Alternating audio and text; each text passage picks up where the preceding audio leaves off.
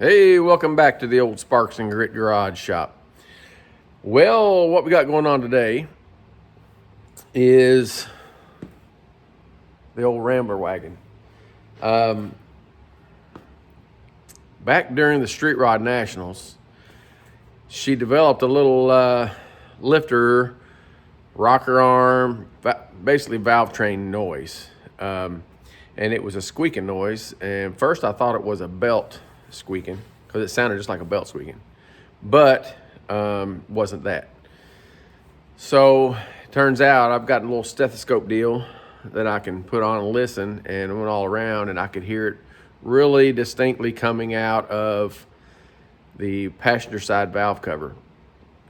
So led me to believe there's a squeak going on. Now those are rocker arm shafts in there, and the way they're lubricated is two of the bolts. There's 4 bolts that hold the pedestals down and the shaft runs through there, and the oil, the 2 of the bolts go into the oil passages, and the oil comes around the bolts up into the rocker arm shafts, goes out and lubes the valve train. Now whenever I replaced the valve stem seals, there was a lot of valve stem seal material that was unaccounted for. So I only had 4 complete valve stem seals in the car. The rest of it was just pieces, little pieces. So I don't know if some of that has gotten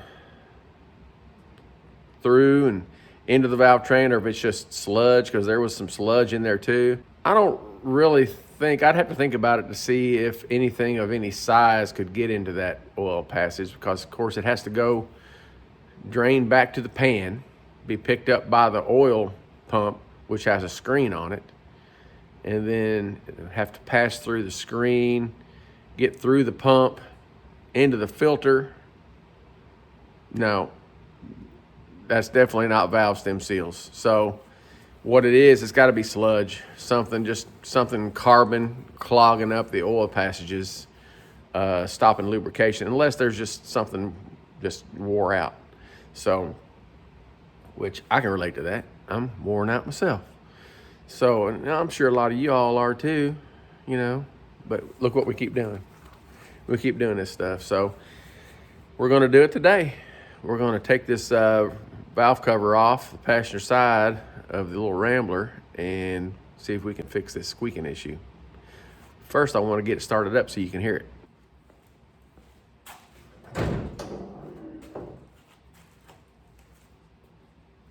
It has not been started in quite a while, so it's going to take some pumping and cranking to get her going.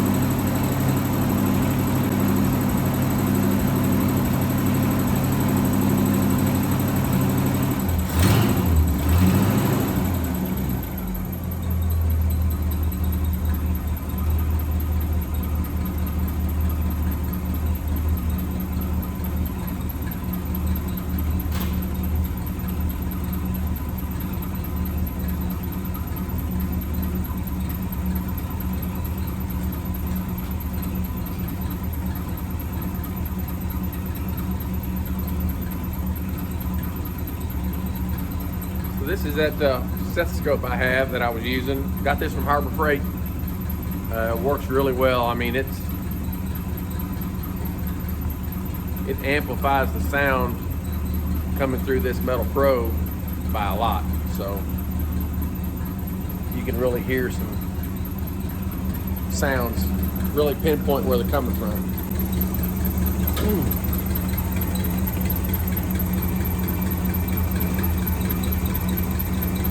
I don't know if you can hear that squeaking,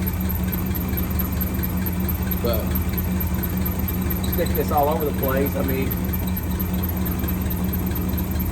smooth on the water pump, smooth on the alternator, smooth on the power steering pump. But stick it right there on that bolt where the wing nut is. 2 wing nuts hold the valve covers on. You can hear it plain as day. It's coming out of there. So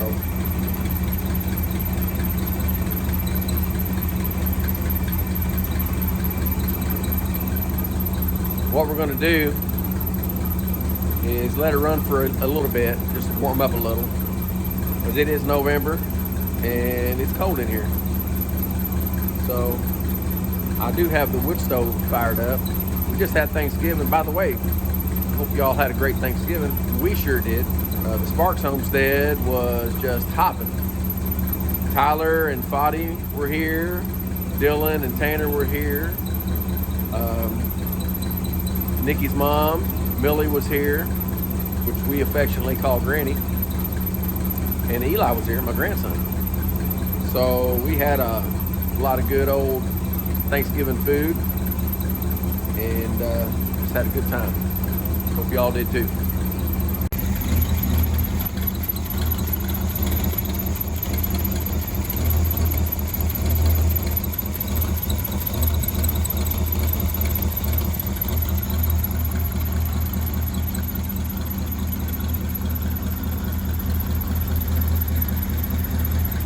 Folks, she's really cold natured, so it does take the old Rambler a little while to warm up. This top radiator hose, I mean, she's been running for a good 5 minutes. It's still cold as ice. You're as cold as ice.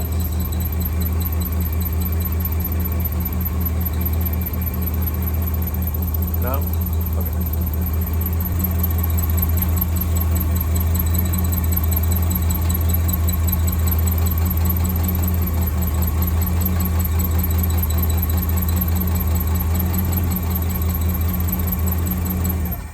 All right, that's about long enough.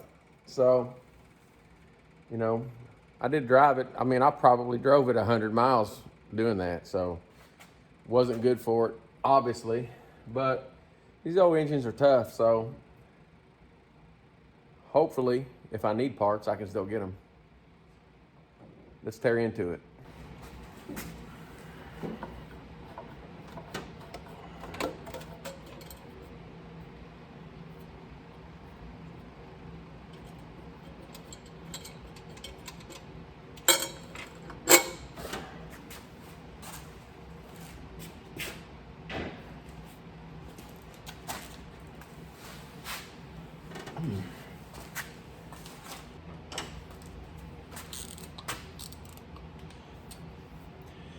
My little wing nut tool that I made here. It's an old 13/16 socket.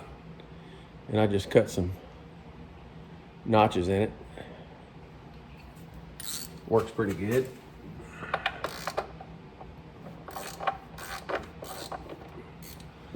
You can use a pair of pliers. Obviously, I did that for years and still do sometimes. But this lets you get a little bit more torque on them.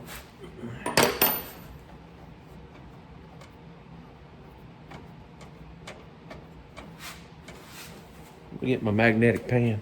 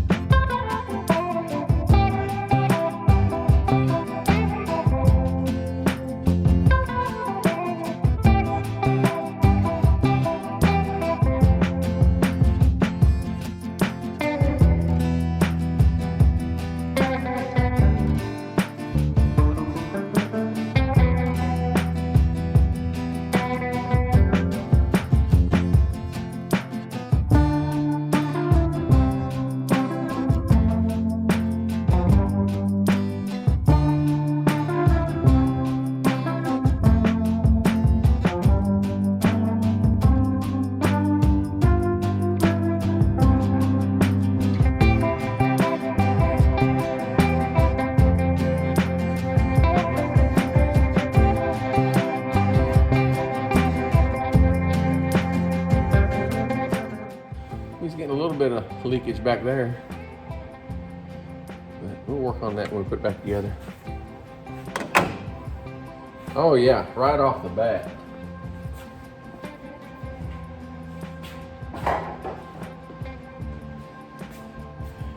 So, I'm not liking it. So come in here and look closely, see if you can see what I'm seeing. See how the rest of them's all dark and black looking? And these ones right here are not. They are dry. There's also some little metal flakes right there. So that means metal on metal, folks. We don't have any oil coming up in there lubricating that. So we're gonna pop that rocker shaft off and figure out why.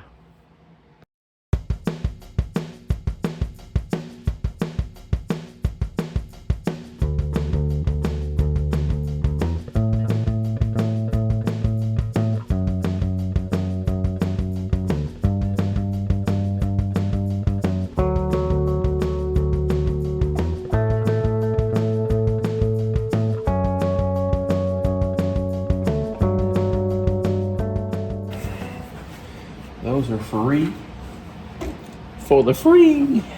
All right, let me pull this up. See if I can get this bolt up out of here. You can see some marks on it right there. It does not want to come out, which it didn't want to come out before when I had this all off. This one here don't want to come out either. Yeah.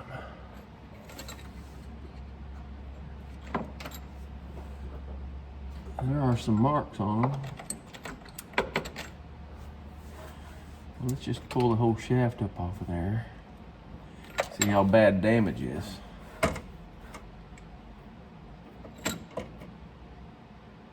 I mean, it ain't too bad. It's definitely wearing a little, wore a little bit on the rocker arms up there where the push rods go in. But, and a little bit on them shafts there. That's what was squeaking for sure. So you can see that this one moves really good. This rocker arm moves really good. And this one here is stiff. Dry, no lubrication. Possibly got a groove worn in there where the rocker arm rides now just because it didn't have any oil on it. But we'll see. See if I can disassemble this rocker shaft and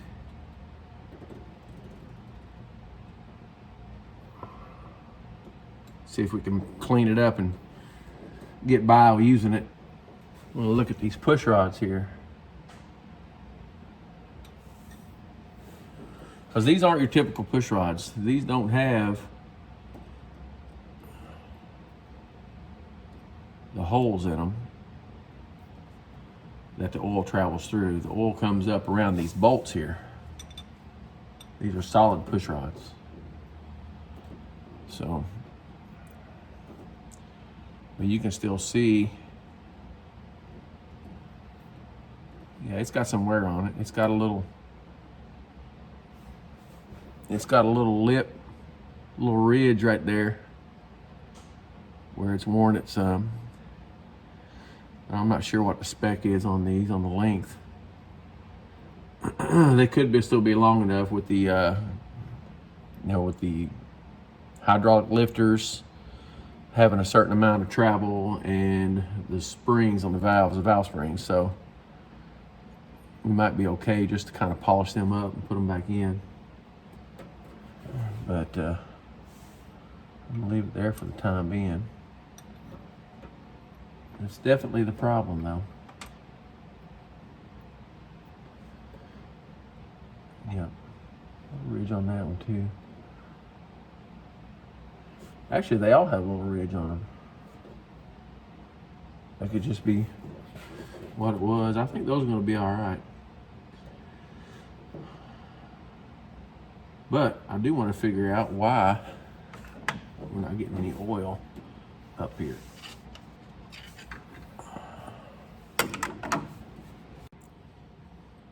Okay, so this here is what I'm talking about. I don't know if you can see that, but there's a hole in the side of that. Goes all the way through. There's also a hole in the end of that bolt. Now, this is the bolt that feeds the rocker shaft with oil.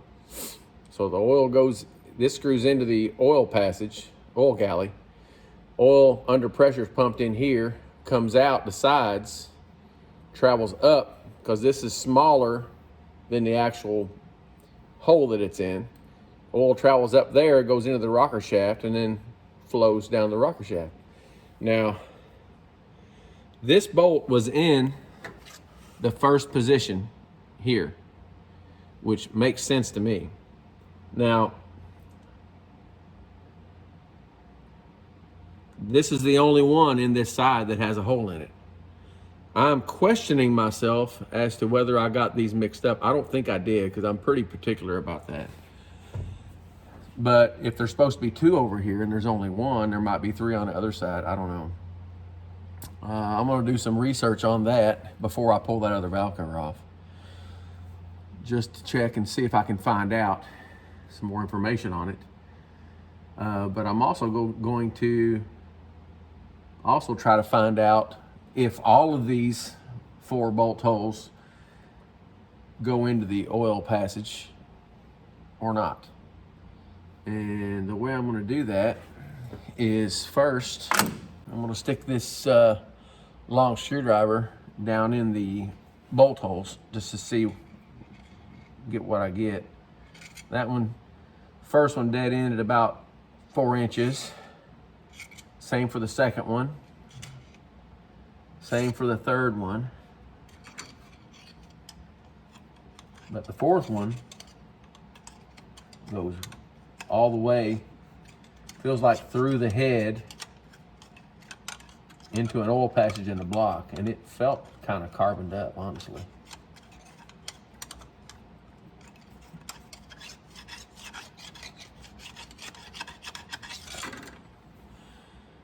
Kind of gunky, got some stuff on it down in there.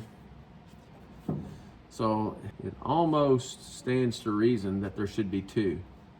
Maybe the oil pumps in here, flows down the valve train, lubricates, and then goes out down here. I'll tell you what I can do is I can try to use some air pressure to see if I see something.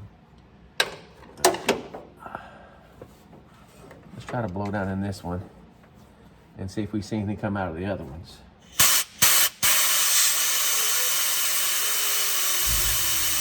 No, I do not see anything come out of the other ones. Let's try the second one.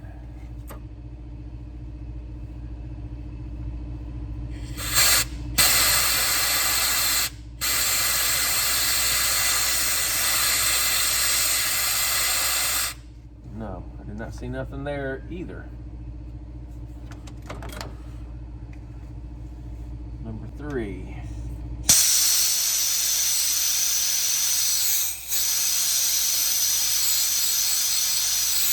No.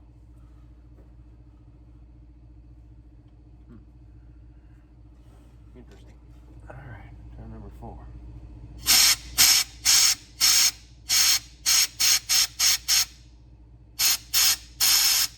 It looks like all the push rods are moving, blowing in this one hole.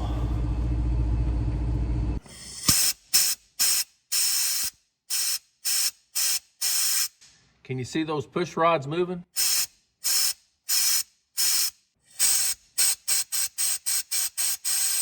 So that would tell me that that's the one that this bolt needs to be in, because it feels like we're blowing into the oil galley and then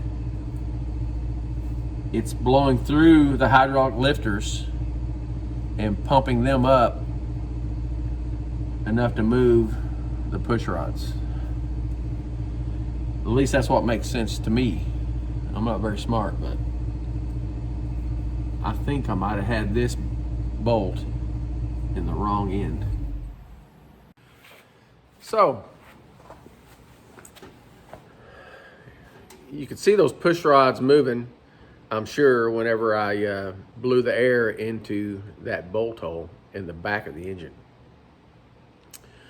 And that does indicate to me that that's the hole that the bolt with the oil hole needs to be in, because I mean, that's the only way those push rods could all go up and down, blowing some air pressure in there, because each of the hydraulic lifters have oil passages in those, and the oil flows through those, and that's the oil pressure pumps those up, and the push rod sits directly on top of the lifter. So that's the deal. So this was 100% my fault. So because I had this rocker shaft off of there, and when I put it back on, I got the bolts mixed up, and I put it in the front. So this bolt that has the hole in it is above the oil galley. So the oil pressure pumps oil up in here, squirts out here, and travels up through that bore into the rocker shafts. And the style that I had seen before, that I'd messed with before, I hadn't seen any before that had holes in them like this, you know. Mostly when I see them, it's this part of the threaded bolt is below the oil galley. Oil galley comes in the side, flows around, flows up, goes out. This is a different design than I was used to, and I just didn't even look for the hole because I wasn't expecting it to have one there. So that's why I mixed the bolts up. So what I'm going to do now is I'm going to see if I can get the rocker shaft apart just to see if it's damaged. Hopefully it's not. I know there was a few little metal flakes in there, and so there's definitely somewhere. Whether or not it's bad enough for me to worry about with this engine, I don't know, because honestly, I think it'll run fine with the parts that's in there as long as I need it to. I'm going to put a small block Chevy in here anyway when I go with a straight axle, so that's what I'm going to try. If it don't work, you know, I may buy rocker shafts for it. I don't know, it's worth it, but I think I'll try this first. It's cheaper. Right on. Okay, so the good news is I was able to get all the rocker arms moving again, but there is some wear, and some of them kind of stick in a certain spot, which it's not terrible. I honestly don't think there's enough movement to reach those spots to cause us a problem. And but what I'm going to try to do is I'm going to try to slide. I'll try to get them loosened up enough to where I can slide these to expose the oil holes. So as you can see, I slide that down. There's an oil hole right there by that flat. And I just want to make sure that all these oil holes are clear. So I'm going to try to get these all, you know, I got those all to move so that I can try to get them slid down to inspect the shaft and also to make sure all the oil passages are clear. As you can see, I got one rocker arm off. It goes on here. It slid on and off just fine, exposing both oil holes. That one there looks like it's kind of plugged. So I'm going to grab my air nozzle and see if I can blow that out. Oh yeah, it was plugged.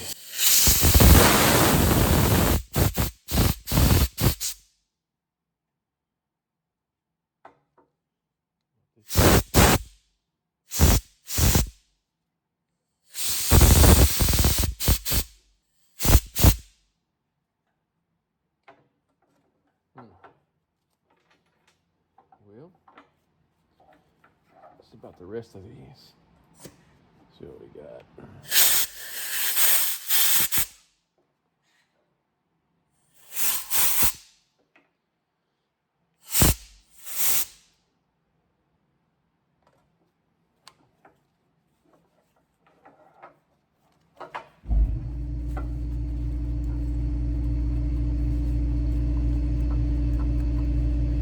That should slide freely down there, and that's the problem we've caused.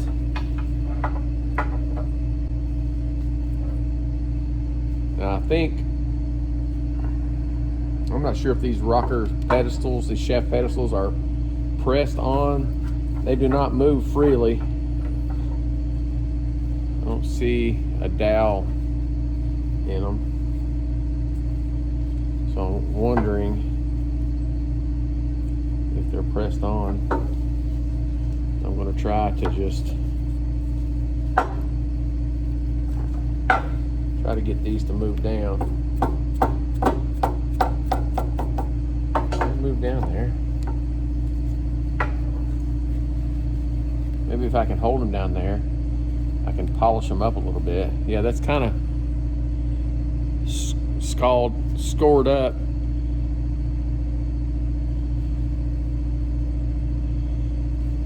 But I might be able to hold this rocker arm down and just polish that with some emery a little bit without taking too much off, and then see if I can get these to move a little better. See about that.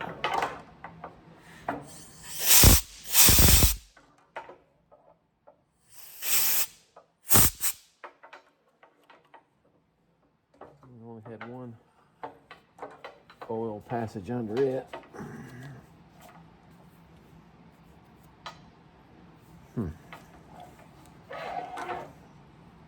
Let's see what we can do to get that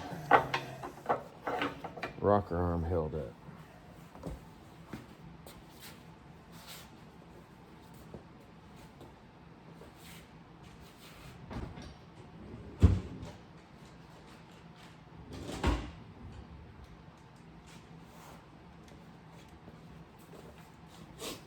Let's try the old zip tie trick.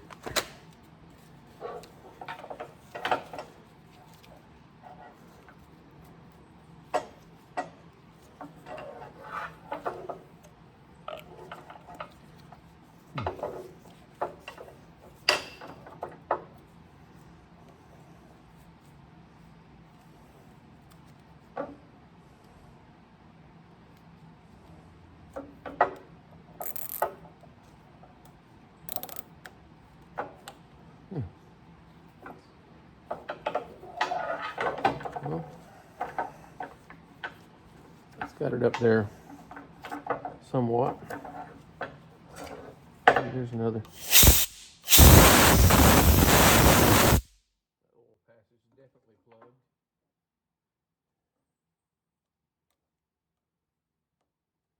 There we go.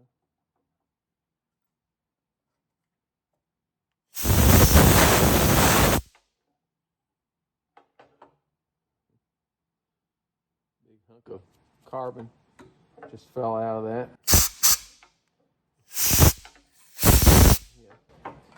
I'm gonna have to let these things, this whole rocker shaft, I think, soak in some cleaner. Try to loosen some of that stuff up before I put this shaft back on. Grab this hard stone, just kind of work your way around it, hold it flat, knock the high spot of that galling off of there.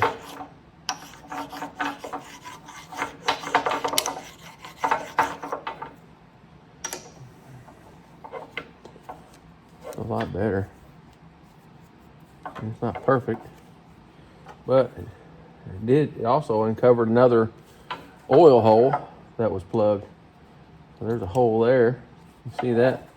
There's all kinds of crud coming out of it. So this whole shaft is probably full I really need to let it soak. This whole shaft here, it's probably got 3 holes as well. Yep, look at there. Oh yeah, you can tell how carboned up they are. All right.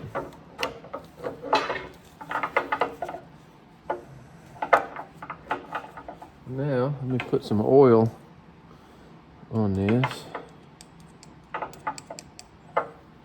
And I'll let this rocker arm go back down there and see if it's any smoother than it was.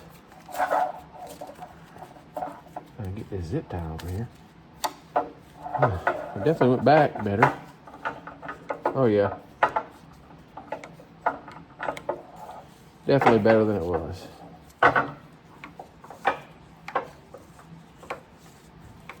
Yeah. So a little catch in it, but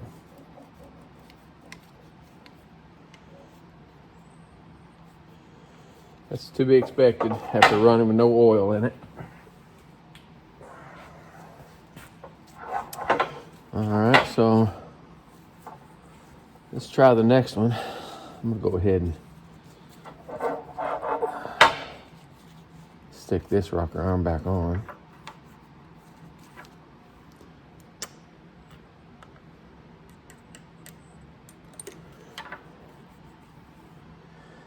And put these,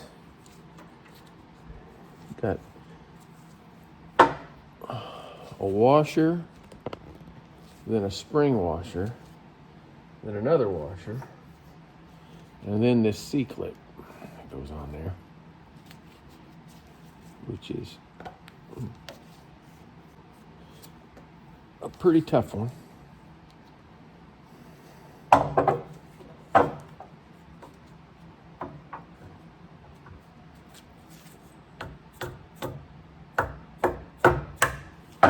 Well, got that back on.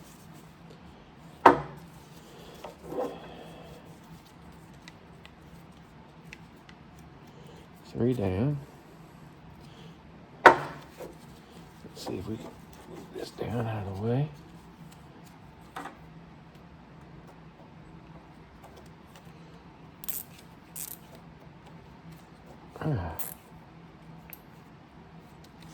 There we go.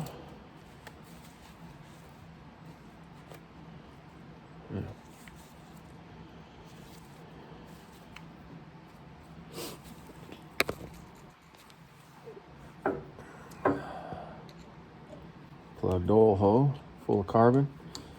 Wasn't getting any oil anyway, which means the other side is not either. That one's completely plugged.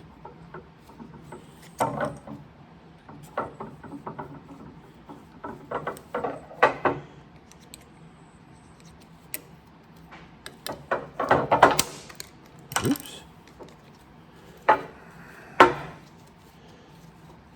Slippery little sucker.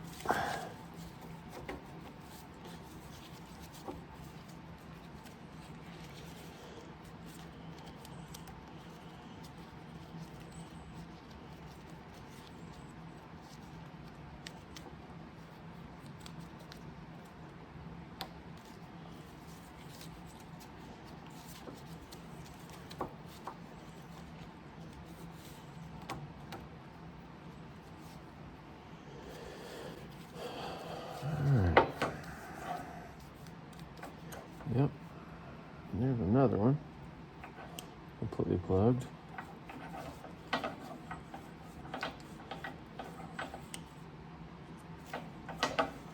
Yeah, I should have done this whenever I pulled these off before, but I was in a hurry to make it to a car show, so I didn't.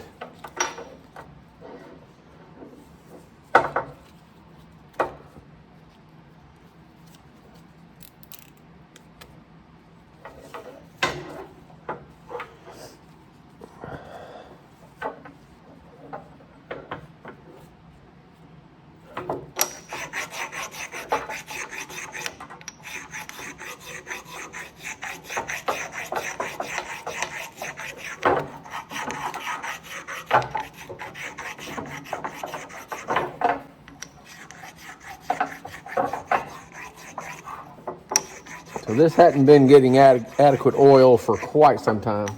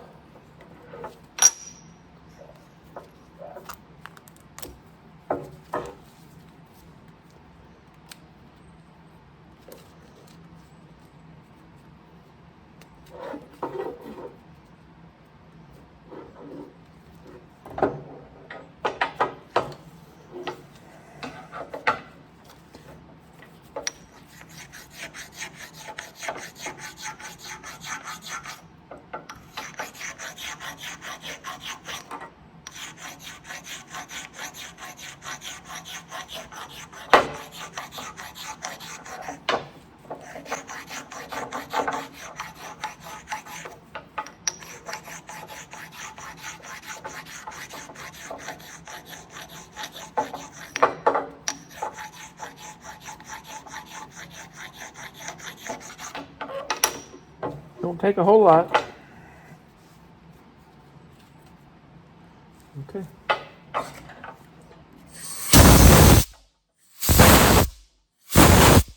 Well, I've got all the rocker arms moving freely now, and got everything prepped, ready to go back on.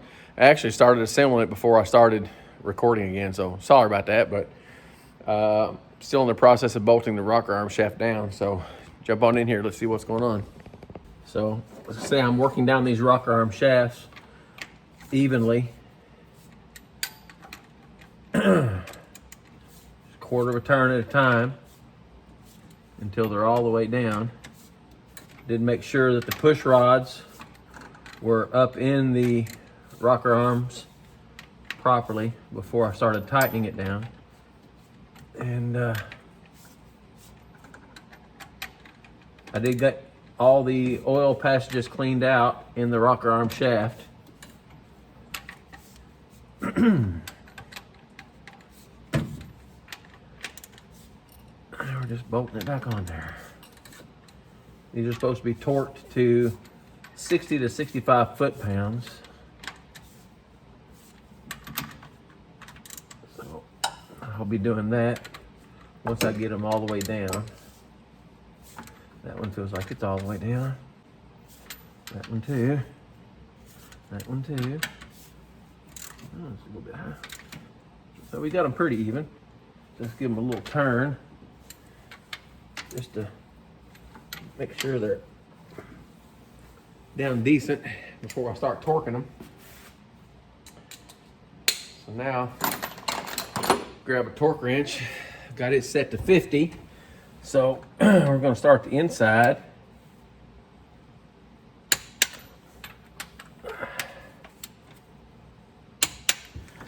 There. I did make sure that the bolt with the hole in it, the oil passage was in the back where it's supposed to be. All right, now we'll set this to 60. Repeat that. I did oil the threads and I oiled the heads and washers on each one of these bolts too, so that they'll get an accurate reading.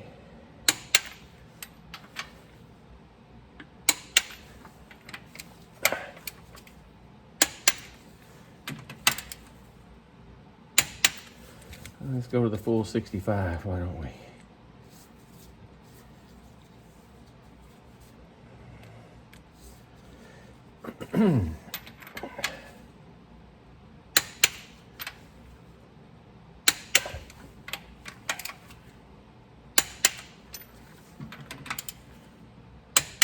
Beautiful. Now all that's left to do, whoa, easy there, hold on there. All right, so all that's left to do is to put some more RTV on the valve cover O-ring. It's got an O-ring gasket, but it's hard as a brick. So I scuffed it up a little bit, and I'm gonna put a little bit of gray, ultra gray on there, just to kind of help it seal up. And I'll clean this valve cover surface on the cylinder head up with some starting fluid. and button her back up. Should be good to go.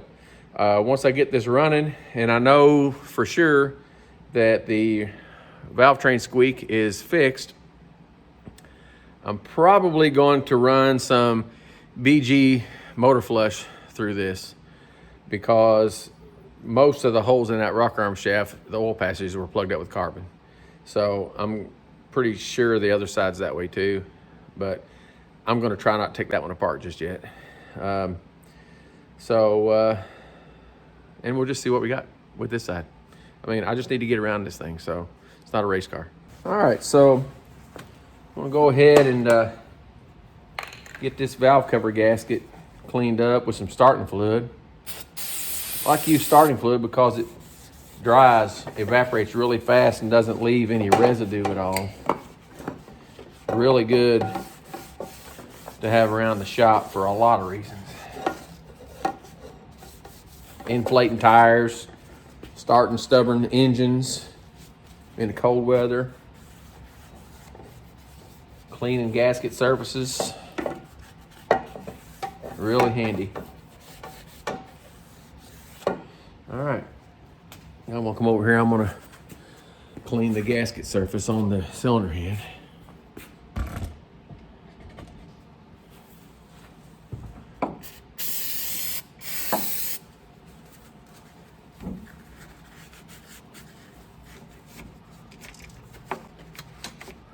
Man, it's so nice to have such stuff that's just so easy to get to, you know. Newer cars, you got to have an engineering degree just to get to the spark plugs, basically. Take half the car apart. It's been 4 hours taking stuff off just to where you can see a valve cover on them. They get good mileage and stuff, and they're dependable, I guess. But give me an old ride any day.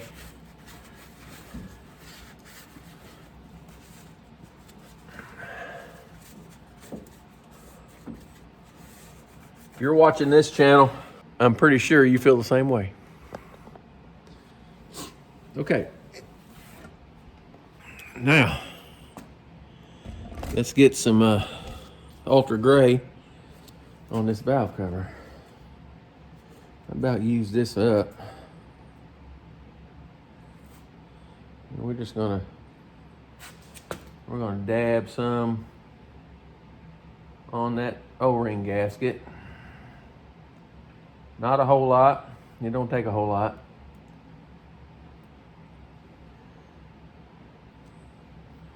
Put it on here.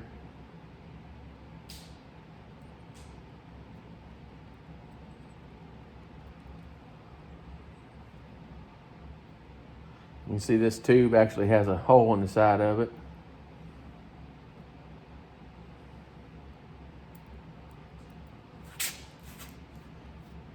So once we get this valve cover done, this tube's probably pretty much done right along with it.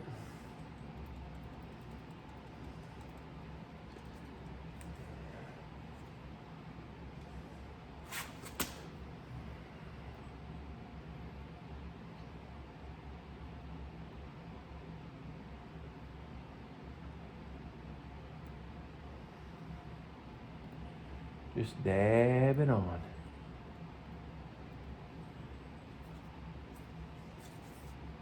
I don't know, we might have enough to do might be able to stop this up and have enough to do the other side whenever we're ready. If I'm pretty confident I'll end up taking the other one off and doing the same thing. But I'll probably wait till spring if I can. I like to have this thing running and driving because it's pretty much my daily. I drive it everywhere.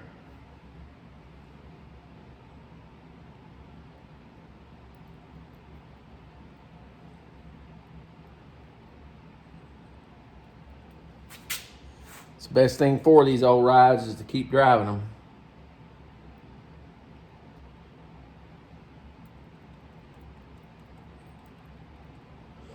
All right. Now, we'll let that tack up for a little bit.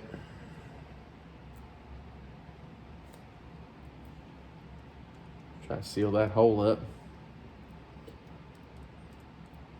Maybe we'll get lucky enough and this will be okay to use later.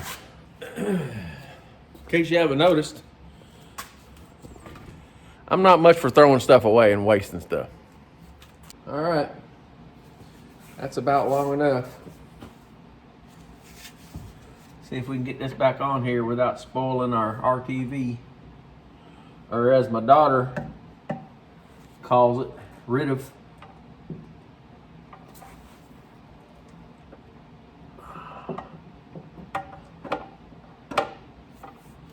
Let's see here.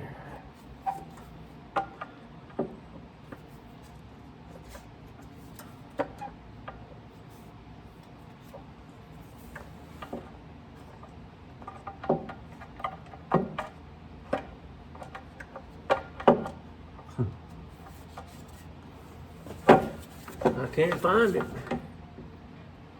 Where is it?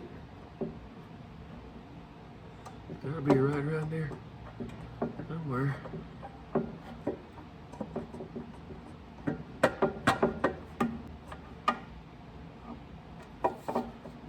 Where in the world?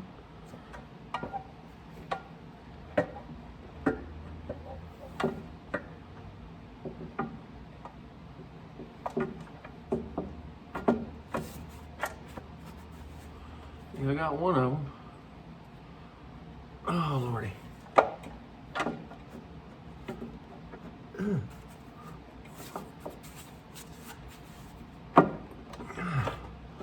There we go.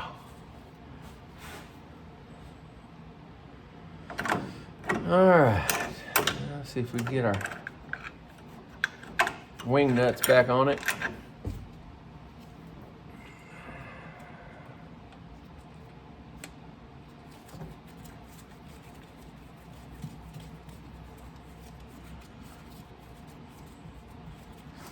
Get this old girl back together.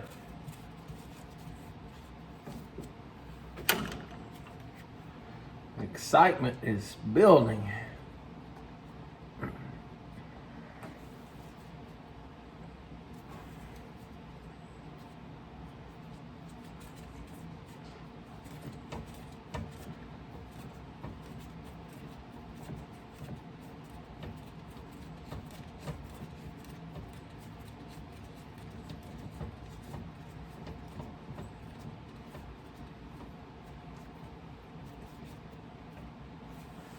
All right. Now let's see where my little tool went.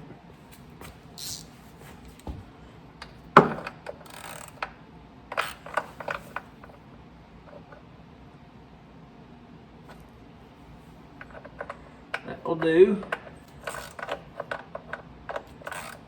That'll do, donkey. That'll do.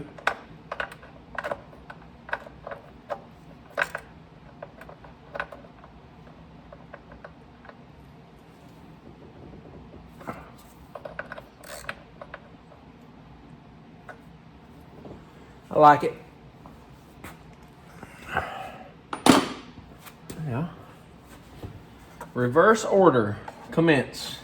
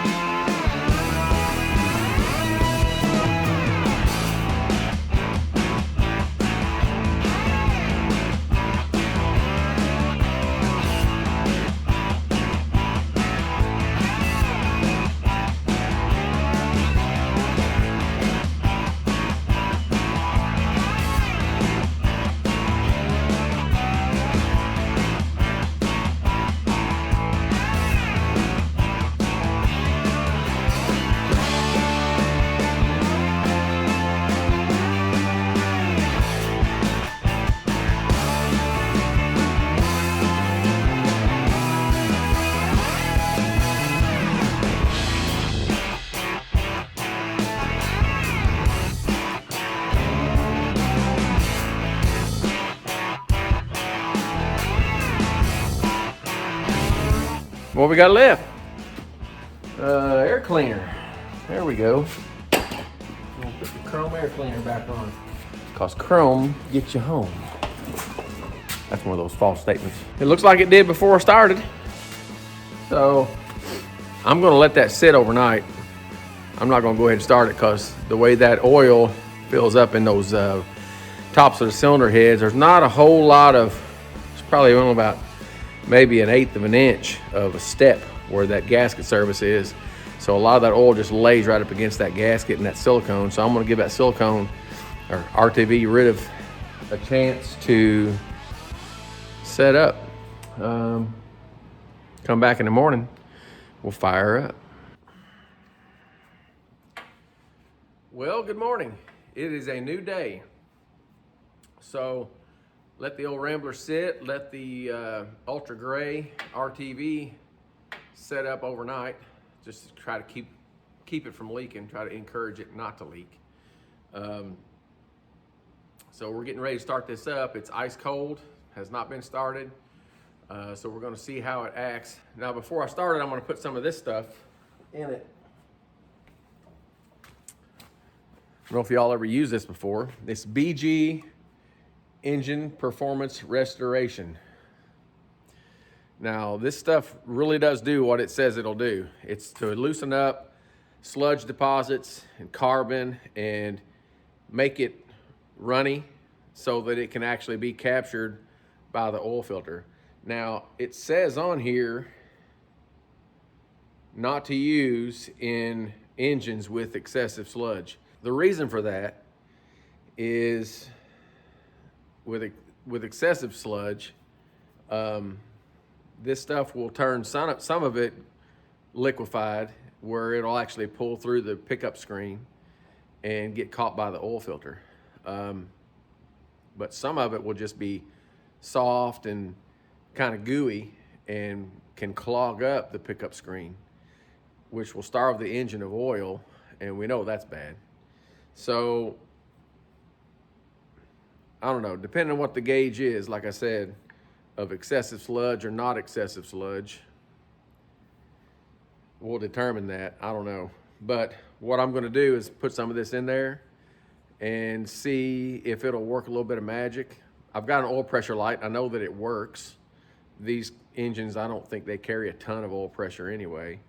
But if the light comes on, I can always, you know, it's right here on the lift. I can shut it off, raise it up, drop the pan, clean it out. I've had to do that before on other engines. But the other engine, well, on one other engine. I've only used this one other time.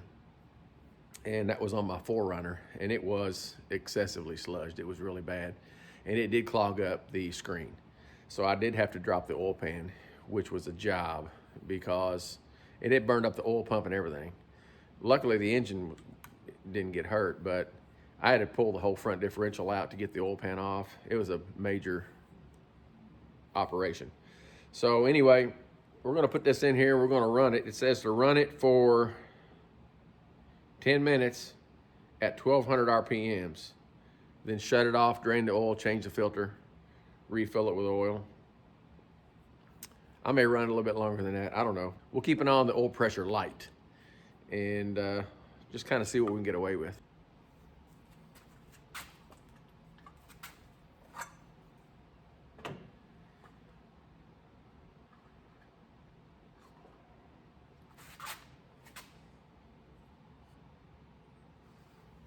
It is. It's got these little tabs, the way this is built. It's got those little tabs here that are smushed down over top of this pull ring. I can hardly get up my fingernails. I had to pop it up like that. Pop this off of here. And it's just clear. It just looks like, I don't know if you can see it, but it's clear all the way to the bottom. It's probably kerosene is what it is. No, it sure looks like it. It don't smell like kerosene. It smells like, I don't want to smell that too much. It'd get me woozy. Kind of like rubber cement. And acetone. I don't know. Let's see if we can dump this in here without making a huge mess. Oh yeah.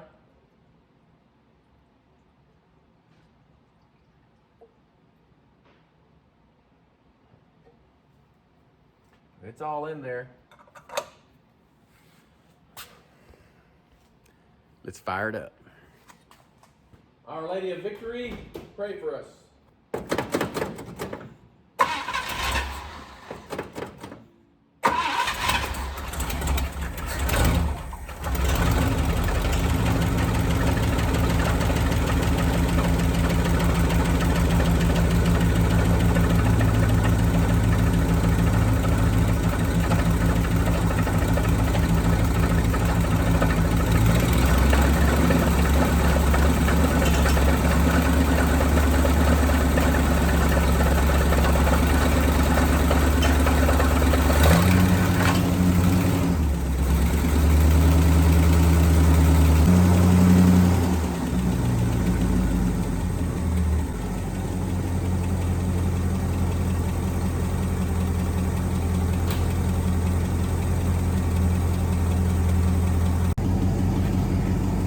So as I'm sure you were able to hear, when I started up, the oil pressure was nothing.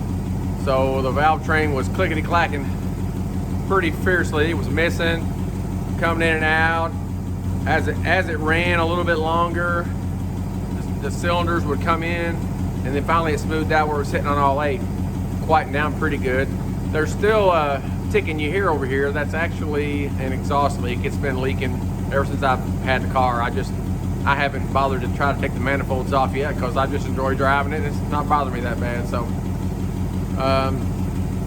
now I did wanted to show you that I did misspeak a little bit about this stuff, because I forgot to say that running it at 1200 RPMs for 10 minutes is after it gets up to engine operating temperature. So, which takes a while. You know, we talked about that. This thing's cold natured, so it'll take a little bit to get it up there.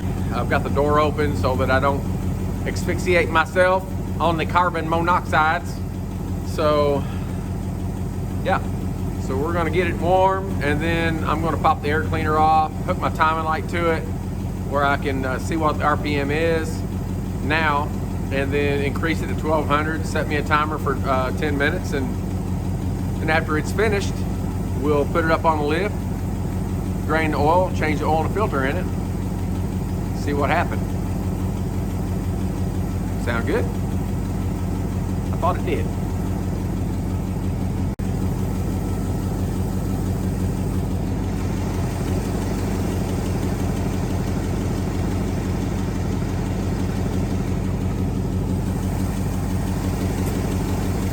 We know number one is on the driver's side, because the cylinder head on this side sits farther forward than on the other side. Put this on, this is directional. This here is directional. I don't know if y'all knew that or not, but it's got an arrow on it. It says point that arrow towards the plug. So that's what we're doing. Point that towards the plug.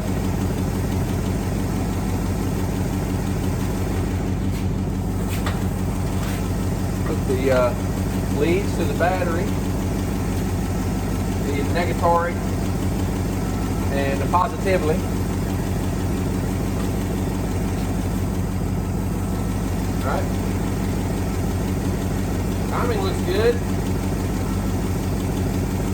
Right on the money. And you can see here, we're at about 720, 25 RPM. Just about perfect for sitting idling in park.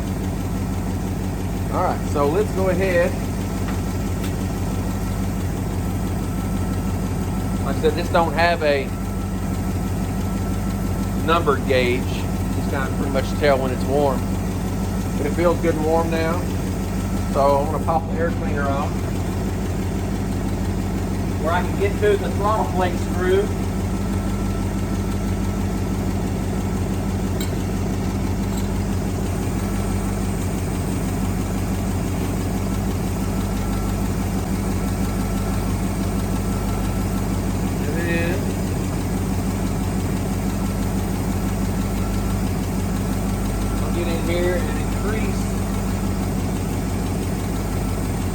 got the 1200.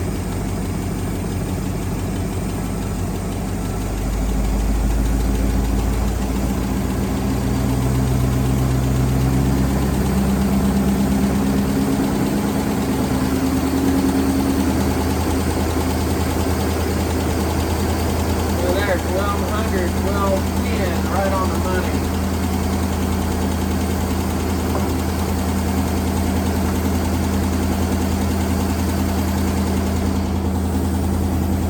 Now I'm going to go ahead and set a timer. Keep an eye on my oil pressure light. See you in 10 minutes. Okay, so we have reached the 10-minute mark. I'm going to go ahead and take my idle back down to 725, 750, something like that.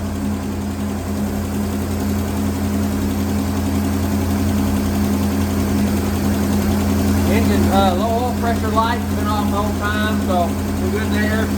The engine lickety clack has never gotten any worse, so pretty happy about that. Let's take this down.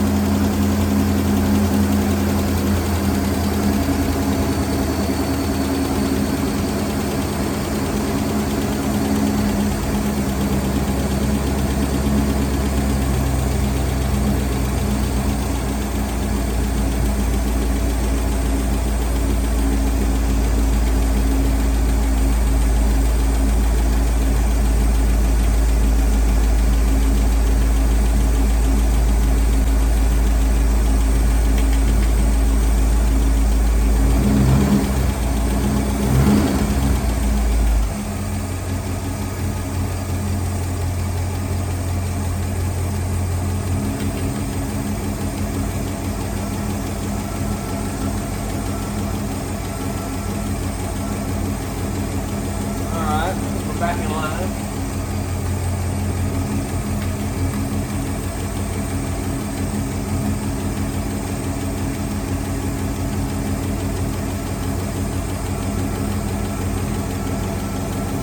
We're right in the ballpark there. I think the spec says 700, but it's an old engine and it's not going to hurt it out a little bit higher, so I'm happy with that. Let's get it up in the air, change the oil.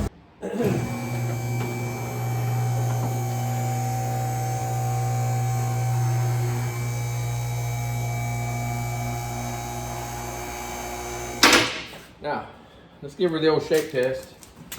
The old shakedown. I think we're good.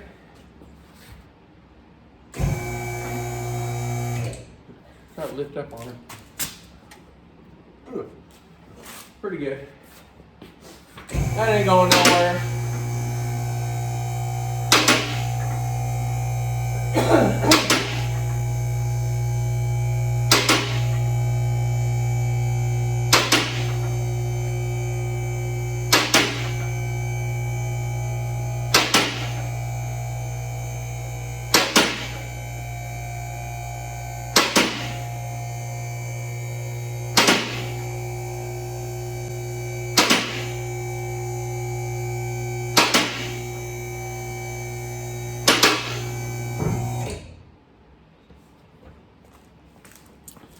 All right, as you can see, she's bleeding a little bit. You know, a little bit of transmission fluid, a little bit of oil. So that there is probably rear main seal, and that's coming out of the, it ain't coming out of the transmission pan. I know I resealed that, but I know where that's coming from. That's actually coming out of the modulator valve. So I'm gonna have to address that at some point, but not today.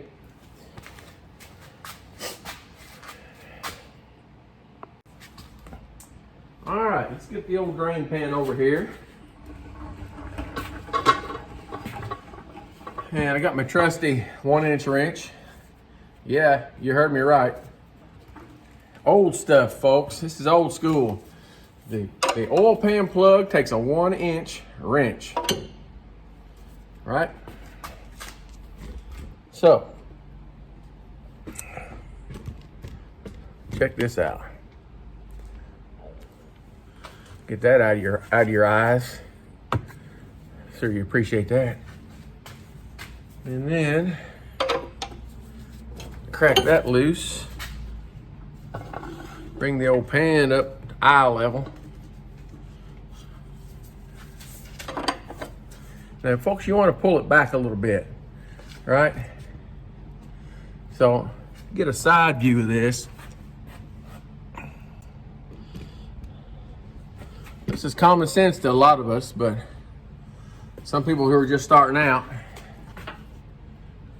don't realize this, but this oil coming out here is going to shoot way out. So you want to have your pan out here to start, and then it'll slow down after it's drained for a little bit.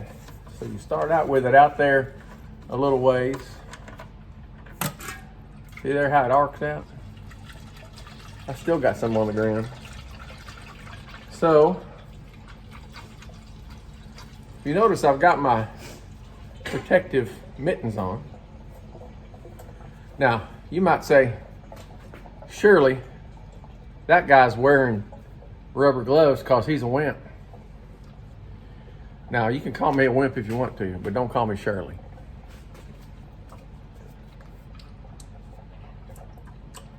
My wife's rolling her eyes at me.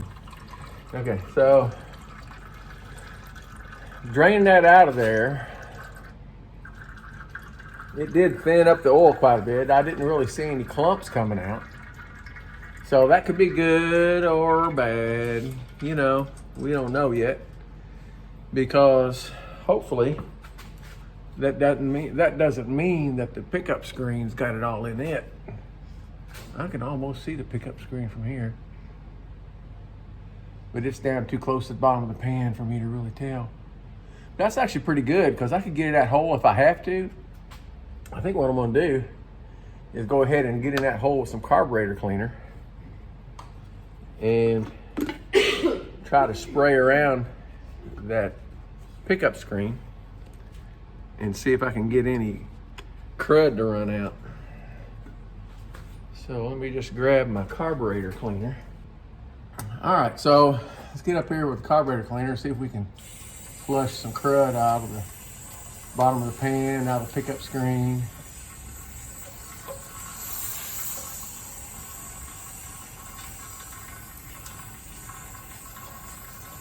And there's a dent in that pan, so that tells me that there could be a good bit of stuff laying up in that crease there. If I ever need to take this pan off. I just heard something tink coming out of there. I flushed something out. If I have to take the pan off, I will knock that dent out of it. That pan hangs down a little bit lower than the cross member, so it's pretty easy to bottom one of these cars out on the oil pan. I'm surprised it's not leaking, honestly. So that's running pretty clear out of there. I'll keep flushing. I bet what's coming out of there is remnants of the old valve stem seals.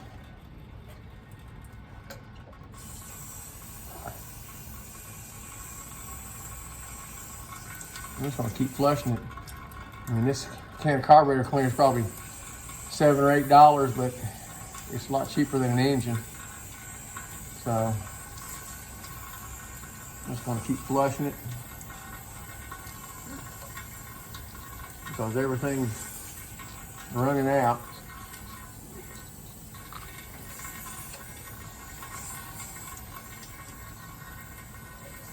Now that, I can feel that dent is right up against the pickup screen, but there's enough of it exposed that it's still sucking the oil up.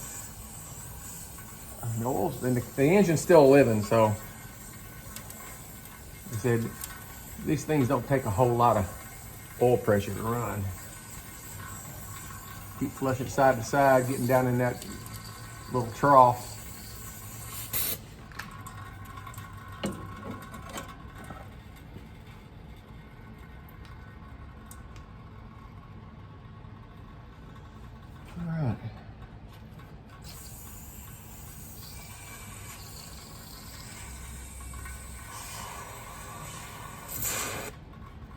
I think we're empty.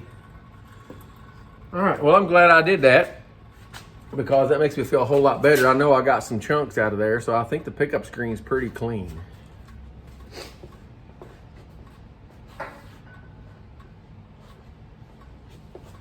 Now, we're gonna pop the oil filter off. I'm gonna let that there drain for a little while. But I can show you this. This is what us old farm boys do.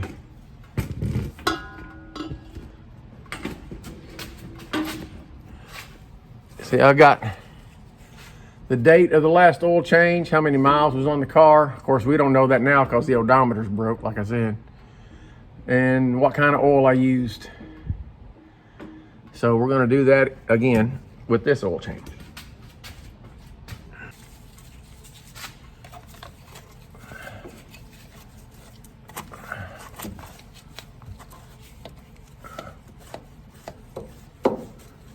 It's just about right.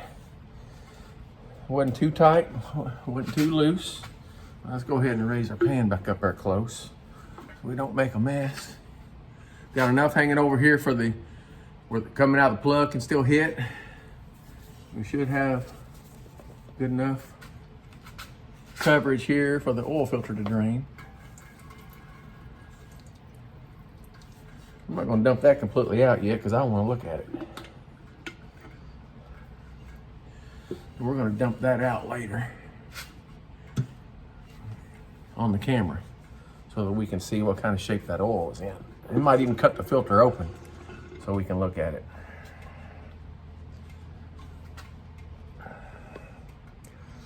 All right, next step, put the new filter on, put the oil in. All righty, let's get up here and wipe this, make sure this is good and clean, which that looks great. All right, we already got the date and the type of oil. Can't put the miles on here, obviously, because the odometer's broken. We're gonna take some of this oil on our finger and just rub it around there. Maybe a little bit more. A little bit on the seal so we can slide without getting bunched up. And just screw it up on there.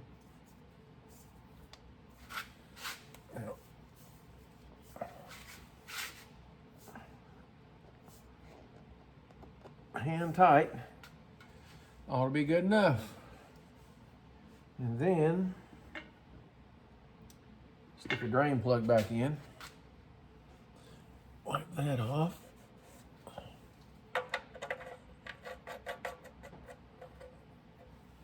Crank her down a little bit.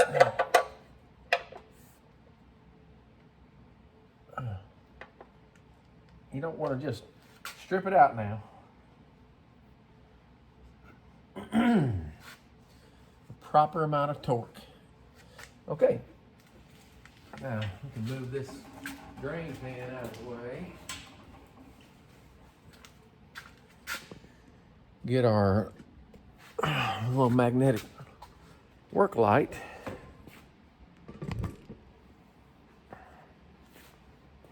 Let the old girl down.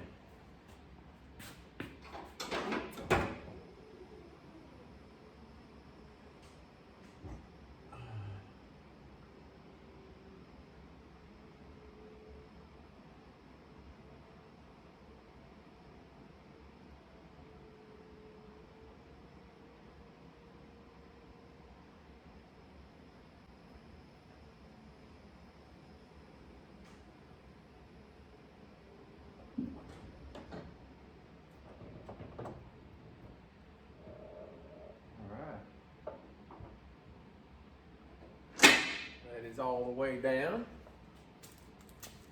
Now, come on in here closer.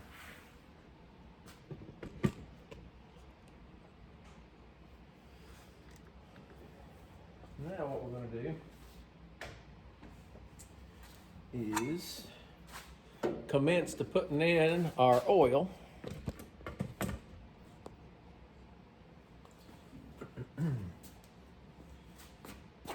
And what I got here is, of course, the Shell Rotella 1540.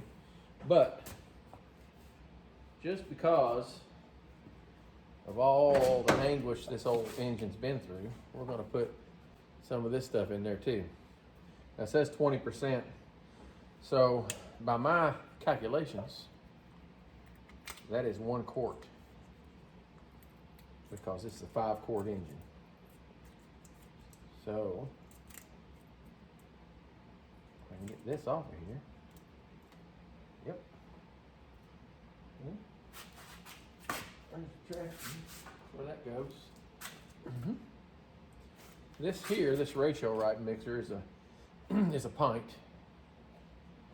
So 1 pint is right there. So we're going to put 2 of these in it. And I know, saying, why don't you mix that with the oil? Well, I don't have a 1 gallon or a 5-quart jug handy, and my oil is in a 2.5 gallon container. So I've got to dump it. I got to measure it, putting it in. So we're just going to do it this way this time.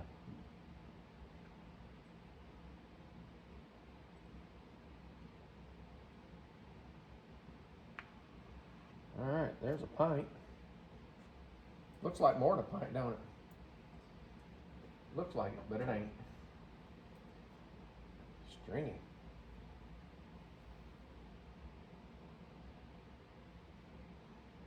Oh, this looks like honey.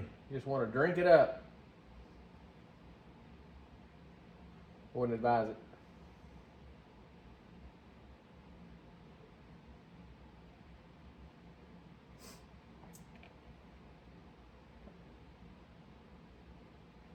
And then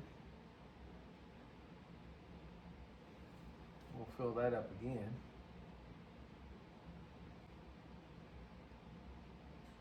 And dump it in.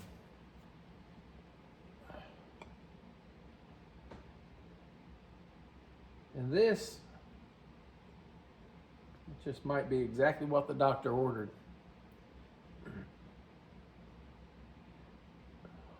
It's pretty good stuff. I run this in just about everything I own.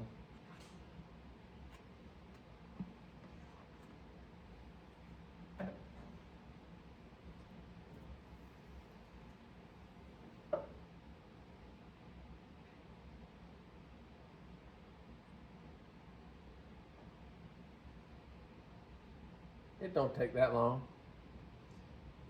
It goes in there relatively quick.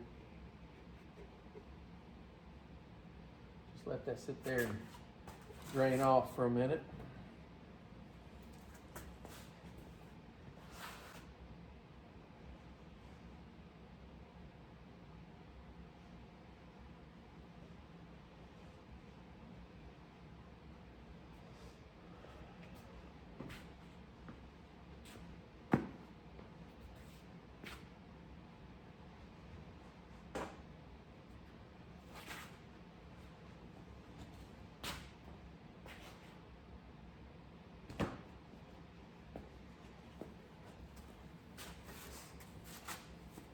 And then what we're going to do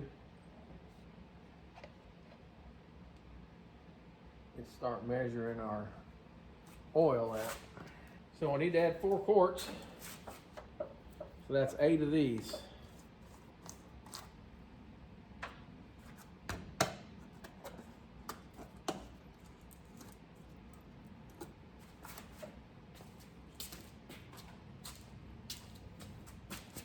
Keep count for me now.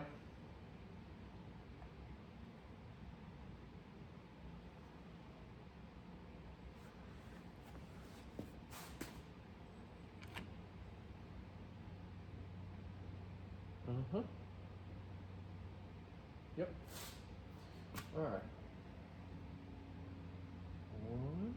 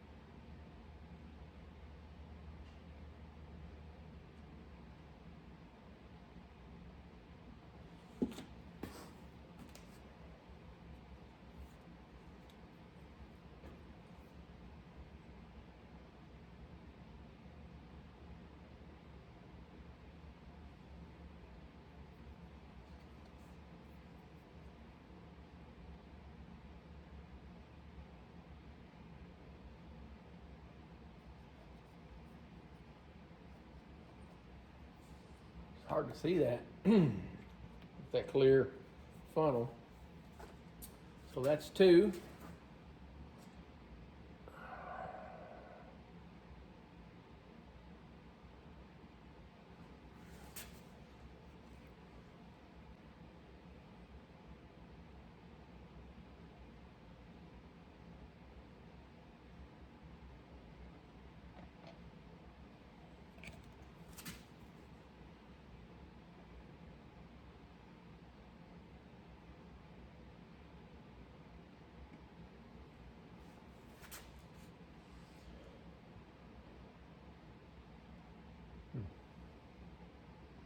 I'm doing a little bit less each time because I'm not getting giving the font or the measuring cup enough time to fully drain.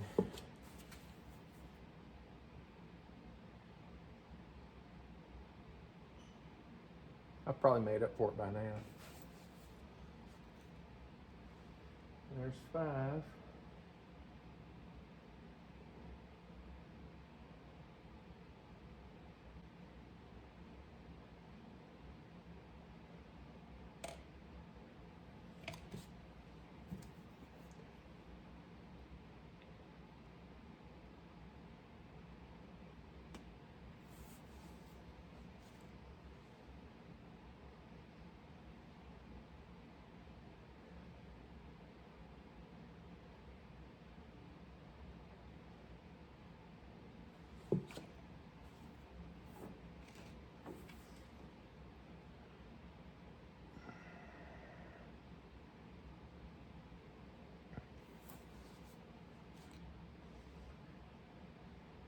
I think that's 7.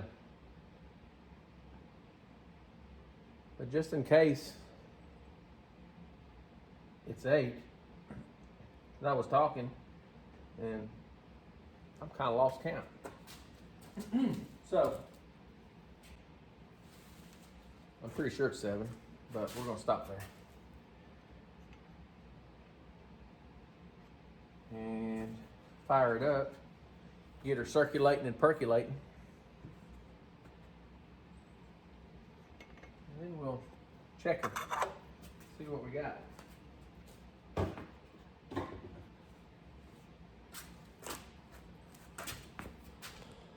Are you ready? Here goes everything pretty much. This point, right?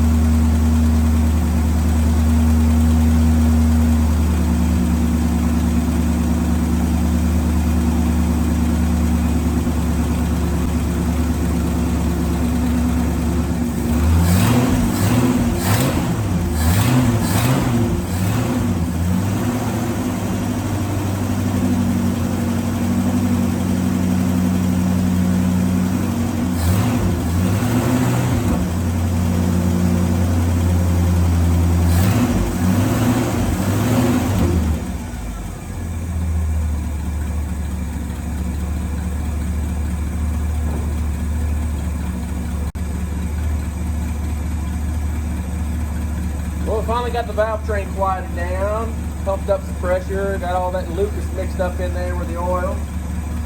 All we got left to do is put the air cleaner on.